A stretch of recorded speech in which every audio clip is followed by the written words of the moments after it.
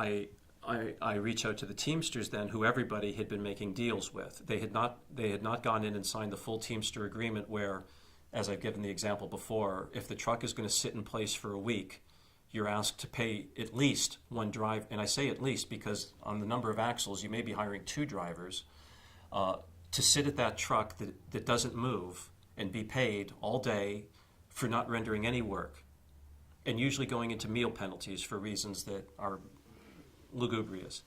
So I make my deal with the Teamsters, and I start to really think things through about, like, if we're moving equipment from LA to Texas, is it better to have an LA guy go drive to Texas, or is it better to fly a Houston Teamster to LA and then have him bring the truck back? And as it turns out, that was a better option, was to fly a Houston Teamster and bring him back.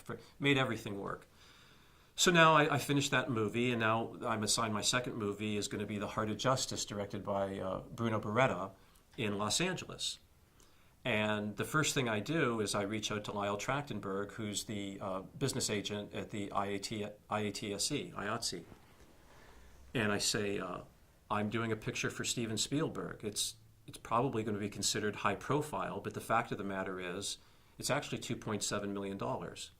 So I'm going to work with Warren Adler and qualify this as an exception to my very low budget agreement and get the DGA in. Of course, we're going to be SAG. I know I can make a deal with the Teamsters because they've been in a mood to make deals for a number of years, so long as you call them up front.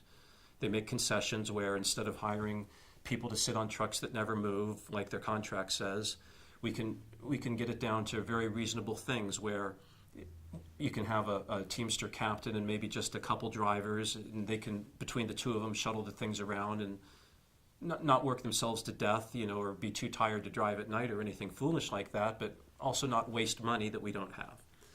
So I know that there's a deal with the Teamsters, which I wanted to and ultimately did make, but I reach out to Lyle Trachtenberg for the IA and I say, I'm going to be here in town. I'm going to shoot a Steven Spielberg picture. I don't see any reason why we should be held on this film that only makes sense at $2.7 million to the same contract the $20 million pictures are doing. I said, so I've talked to Michael Brandon, and he's a generous man. He's got a very generous back end. So what we want to do is we want to find a number in between the $20 an hour rate that you currently have as a minimum for all your employees and the then $5 an hour minimum wage that the state of California has. And we want to find some place in the middle that makes sense for everybody, but we're not going to stop there. What we're going to do is we're going to say that the money that they didn't make is a deferred sum.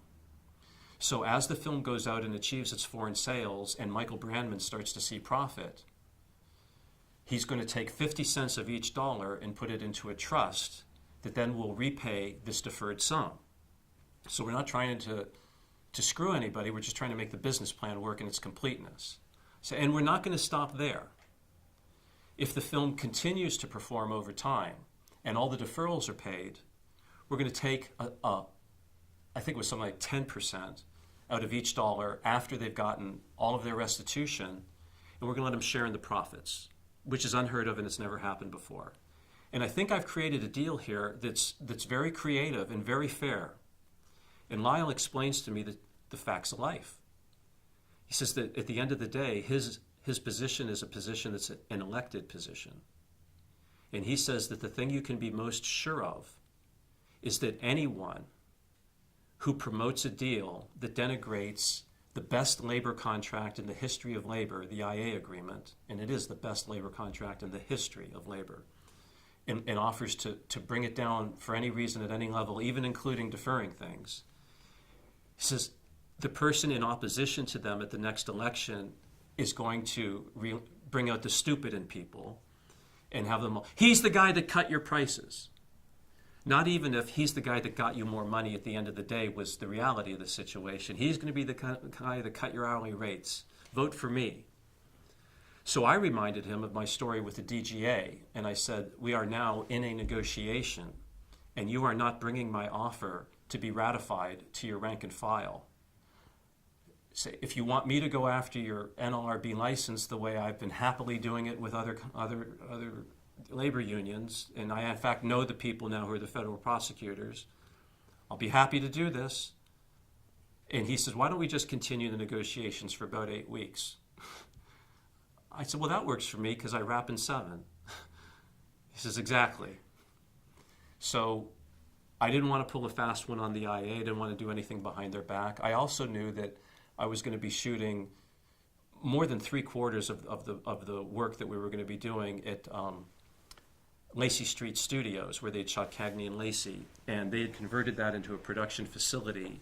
And it's one of those kinds of places that once you move the crew and the equipment in, even if somebody wants to throw up a picket line and not let your vehicles come in and out, and even have vehicles. I mean, I had the equipment dropped, and then I had the trucks dismissed because I didn't see any advantage at one facility renting trucks to sit there for 4 weeks for no reason.